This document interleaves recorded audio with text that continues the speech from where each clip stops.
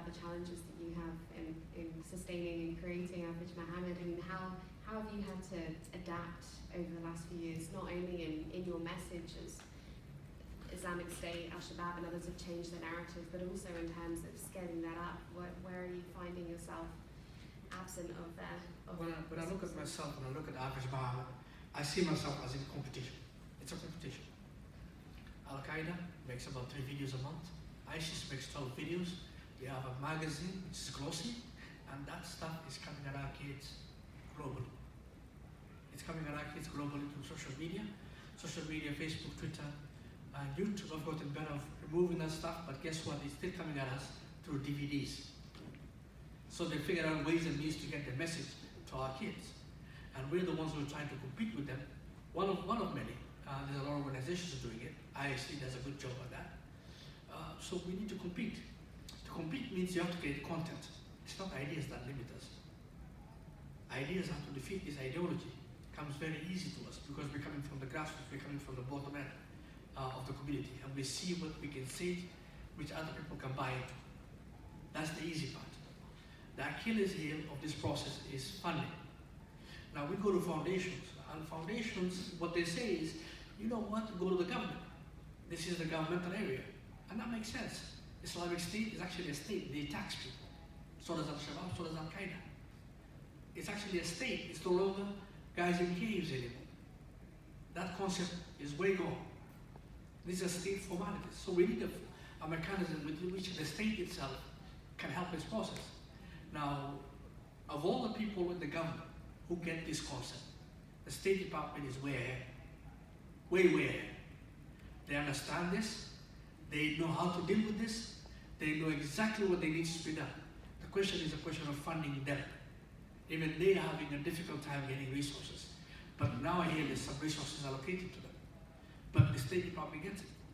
When we talk to our Department of Homeland Security, they get it. And when they talk to the agents at the grassroots level, and we do go out and join roundtables, where we go to our government and we sit down with the FBI, with ICE, with customs, with everybody, and we talk, we eat together. In Minnesota we have samosas, and tea, and we talk and we complain to one another, They give us the complaint, what's going on in the community that they don't like, and we tell them what we don't like, what's going on with the government, and we each go back to our own corners, and we take the message forward, meaning that this is democracy at work. This is actually what democracy looks like, when the government works with the people. But the DHS is not funded for this reach out. That message I made, if you see something, say something. Well, it's based on the Quran itself. If you save a life, you've saved all humanity. Why aren't we making that case to our Muslim community? There's a difference. There's separation of state and church here, which in this instance means mosque and state in our constitution. What the government cannot say religiously, we can, and we can get away with it. And we can reach our community and say, look, these are your values. This is what you believe in. This is what your Quran teaches you. This is what the Hadith, which is the stories of the Prophet Muhammad, teaches you.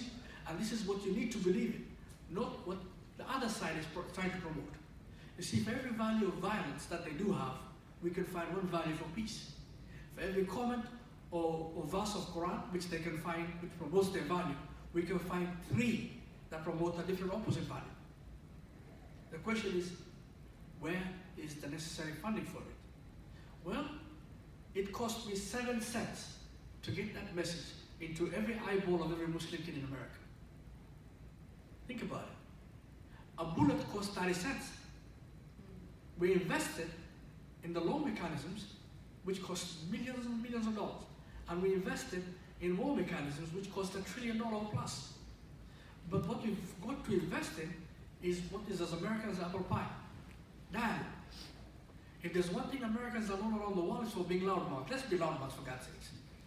Let's talk and talk and talk until our way of life, which is the American way of life, or basically the human way of life, gets promoted. And that's what Mohamed is trying to do. So we can't seem to get funding. Corporations tell us, go to the government.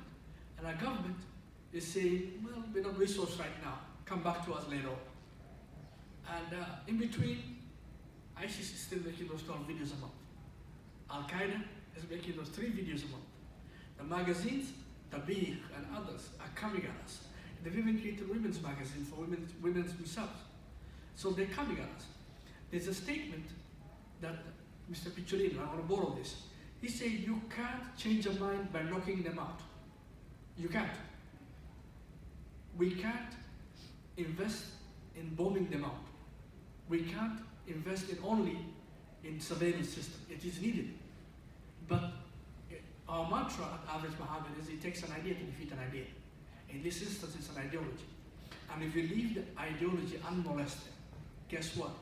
They can always recruit. And if they can keep on recruiting, you can go on killing, and you can go on jailing. But at the end of the day, it's a zero-sum game. The game changer is people like us, going around our communities and changing mindsets and stopping the recruitment process. It comes with risks, because there's no guaranteed way that we can say our way works, but we can impact ourselves. We can quantify it. I can tell you through Google Analytics how many thousands from what country, what society, what community are watching these videos. I can tell you in terms of impact when we do outreach. 7 out of 10 kids say these messages are valid in their life. 7 out of 10 kids say they will use these messages in their life. Only 2 out of 10 kids say they will ever look for these messages, which means we have to advertise these messages. We have to use market mechanisms or marketing systems and marketing models to reach out to these kids. Now, one thing I do know, and we quantify this, 10 out of 10 kids have seen an ISIS video, an Al-Qaeda video, and they didn't even need to go on the website. All they have to do is watch CNN and Fox. They are recruiting. And the only way we can counter this recruitment process is through grassroots efforts. You cannot ascertain this. It won't be top coming down, but rather the bottom coming up. And that is what Average Mohammed is about, and hopefully things change for us. But as of right now, we can't seem to get a single penny of funding. It's not ideas that limit us, it's just resources.